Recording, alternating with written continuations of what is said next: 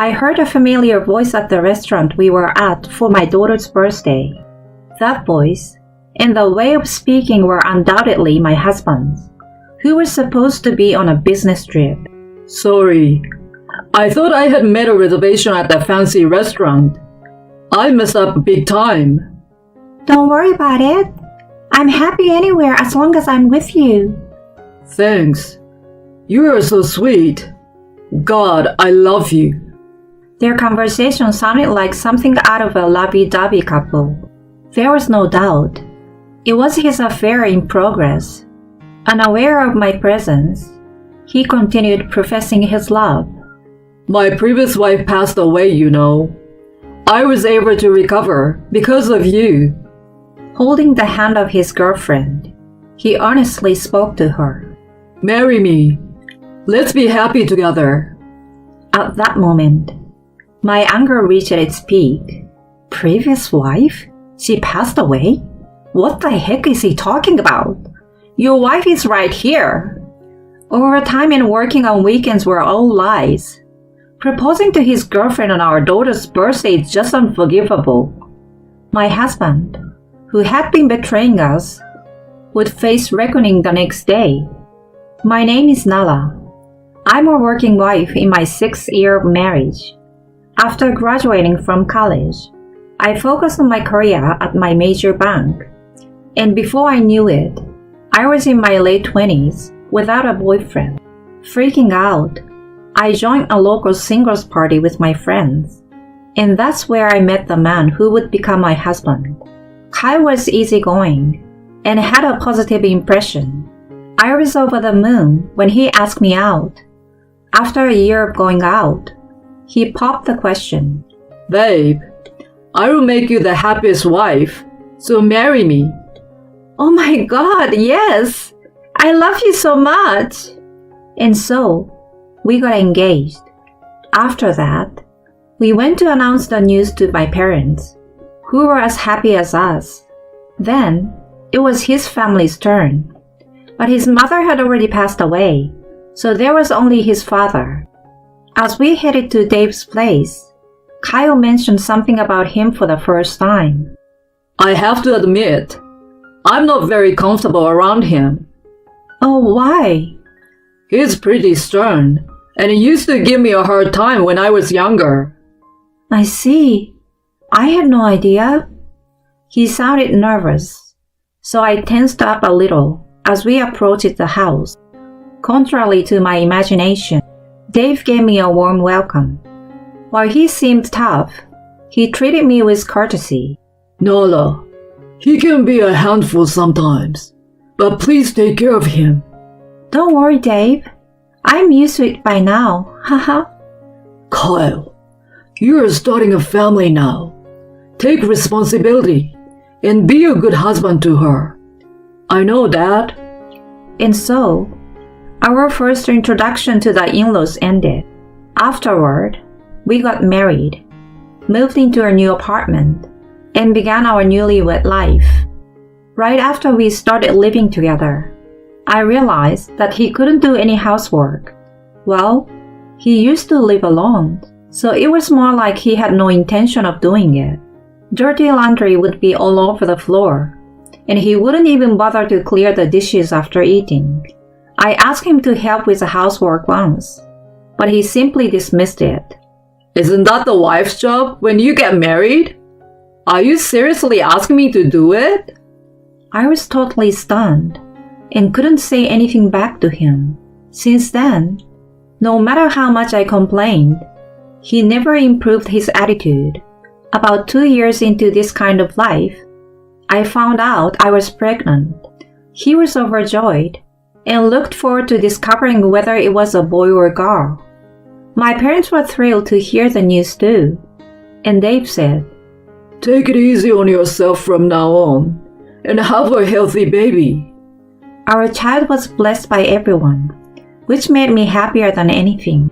However, when my morning sickness kicked in, Kyle still didn't show any sign of helping me with housework. I was so frustrated, but I had to push myself to do the chores, no matter how unwell I felt. When I was 8 months pregnant, he surprised me with a sudden statement. Hey, hon, I'm thinking about taking paternity leave. Huh? Really? Yeah, you know my company is Scandinavian, and a lot of my colleagues are from there. I see them taking leave and being involved in caring for their newborns. It's pretty cool. As you may know, Scandinavia is one of the most advanced regions when it comes to the family support system. Learning that he was aiming to become an involved dad made me happy. Thanks, love. It means a lot to me. I was feeling overwhelmed. It would be great if you could help with babysitting and housework. Leave them to me. I believed that he would change his way once our baby arrived. I was still hopeful back then. Later, I gave birth to a healthy girl named Emma. Kyle took 3 months of paternity leave, which was scheduled to start at the same time as the baby was born. However, he still didn't do anything contrary to my expectations. He would hold Emma and coo on her.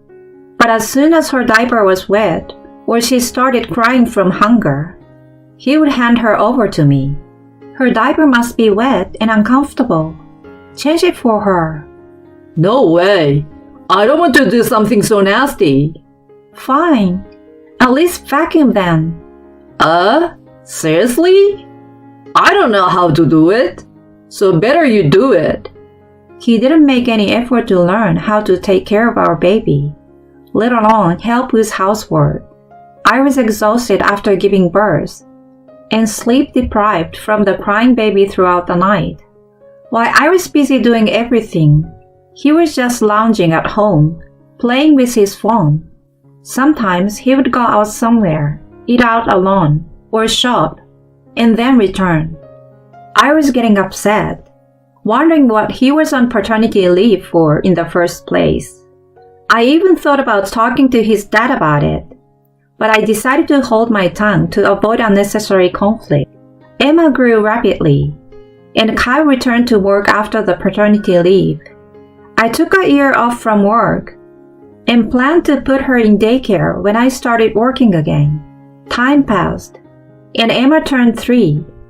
We might have appeared to be a happy family at first glance, but my frustrations had been building up for the past few years. Kyle, as usual, wouldn't lift a finger when it came to housework and childcare. Moreover, for the past 6 months or so, he'd become increasingly busy with work, often working late on weekdays.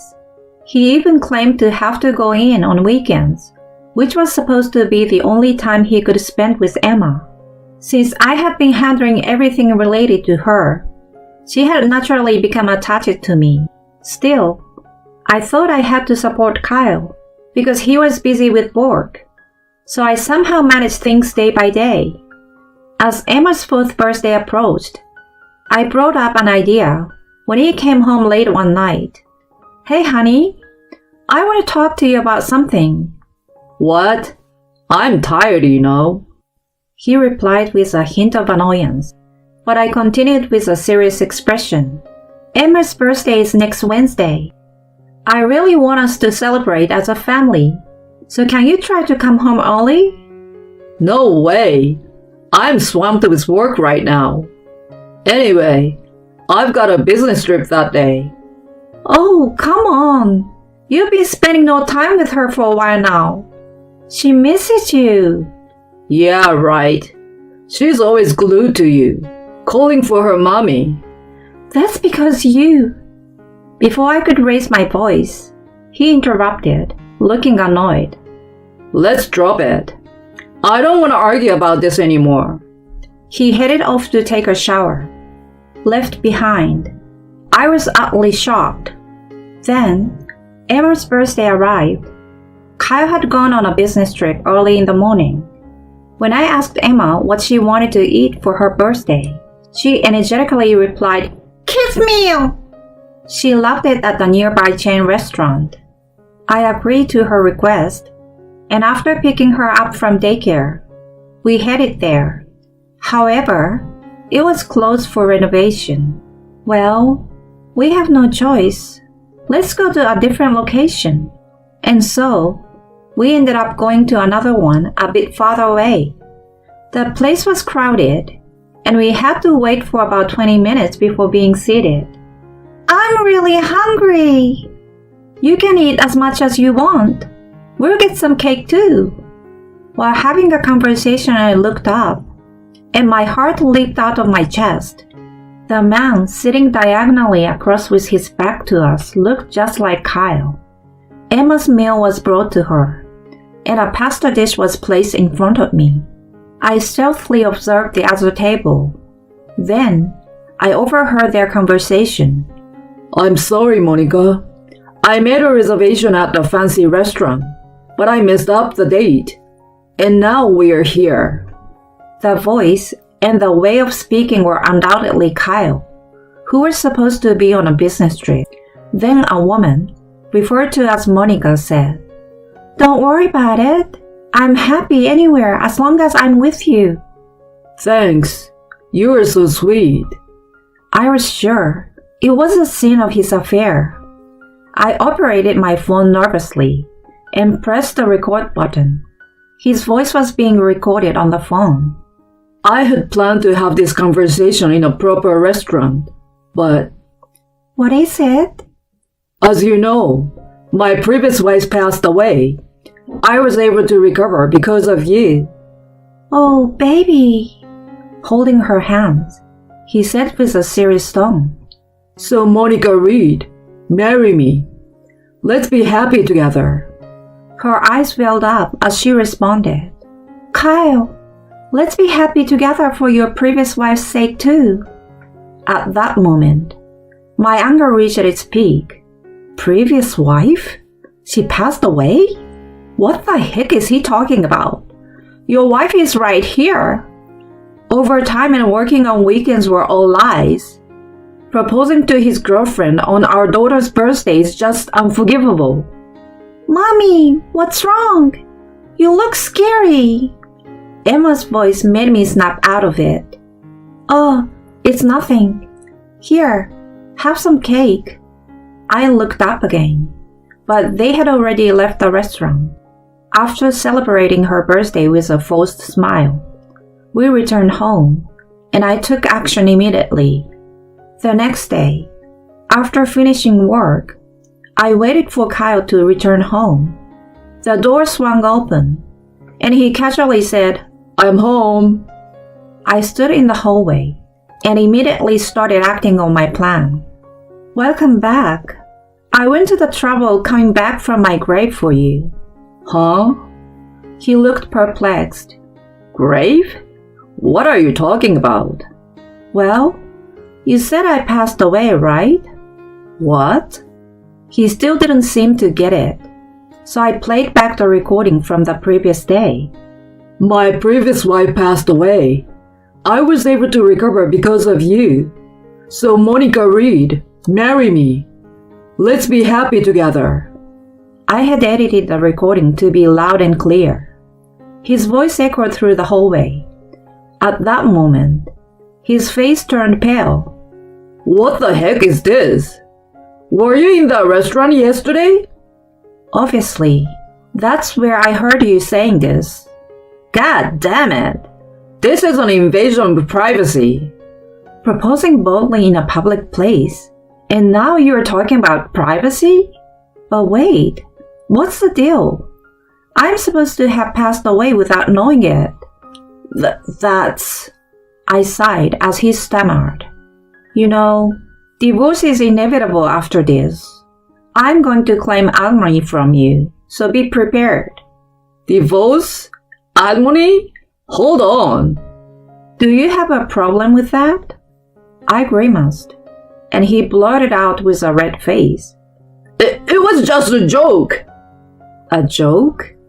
Right. There's nothing going on between me and her. You can't just come after me for alimony without evidence. Then, a couple of figures appeared from the living room. What? Monica? What are you doing here? And that too? Monica was glaring at him with an intense expression, and Dave was standing with his arms crossed, showing his anger. After I got home from the restaurant, I searched for Monica Reed on social media and contacted her, revealing everything. Judging from their conversation, I had thought she didn't know the truth. I was right. She was terribly shaken and apologized to me. I accepted her apology and asked her to help me. I also explained the situation to Dave, who rushed over. I left Emma with one of my mommy friends and ambushed Kyle with them. Jeez, Monica, he mutters as if in a daze. Then she started screaming at him. You said you were lonely because your wife passed away, right? She's still alive. And there's even a child. What's up with that? That's... You proposed shamelessly even though you're already married. I was a fool to accept this garbage. She threw the ring box at him. It hit him square in the face, and he crouched down in pain. Ouch! What the heck are you doing? I'm going to sue you for marriage fraud. I'm coming after you for tons of money, so you better not run. She huffed and puffed. Kyle was still crouching and stared her up in bewilderment. The next to speak was Dave. You are really a fool. You betrayed Nala and Emma, and on top of that, you deceived a young woman. You're an absolute idiot who was straight from the past. It's empathetic as it gets. He then approached Kyle and delivered a powerful slap. There was a sharp sound, and Kyle groaned. He writhed in pain, clutching his face but not uttering a word. I watched him with a cold gaze. Come on, get up. First, apologize to Nala. Dave's face was contorted in anger, and he pulled him up. Tears welled up in Kyle's eyes as he began to apologize. I'm so sorry, Nala. Please forgive me. Please say you forgive me. Otherwise, my old man's going to... I don't even want to think about it. He trembled and hung his head down, and I gave him a tongue lashing. Who would forgive you? I don't want a husband who doesn't do any housework or childcare, and on top of that, cheats without a care in the world. We're definitely getting divorced, even if I have to fight in court. I will make sure I get custody and alimony. Oh no. He looked dazed while Dave grabbed him by the scruff of his neck and dragged him out of the house. Then Monica took my hand and apologized again. I too said, I apologize for my husband's behavior. Later, my divorce with Kyle was finalized, and I gained custody of Emma. I claimed $130,000 in lump sum as alimony for his infidelity and child support. Apparently, Monica also managed to get some compensation from him. Of course, he couldn't afford such a large sum, so Dave lent him the money and paid it all. He was furious about the whole incident and made Kyle quit his job. He arranged for him to work at an acquaintance's forestry company. Kyle is currently deep in the woods, cutting trees and repaying the debt to Dave. He's never done manual labor before and is put to hard work under a younger boss. He's said to be toiling away in utter desperation. I have no sympathy for him whatsoever. On the other hand, I used the alimony to move and start a new life with Emma. I was worried that she might miss her dad, but she's been smiling and said, As long as Mommy is with me, it's okay. I make sure she sees Dave regularly, and he showers her some gifts every time. I'm looking forward to watching her grow and living life with a positive attitude.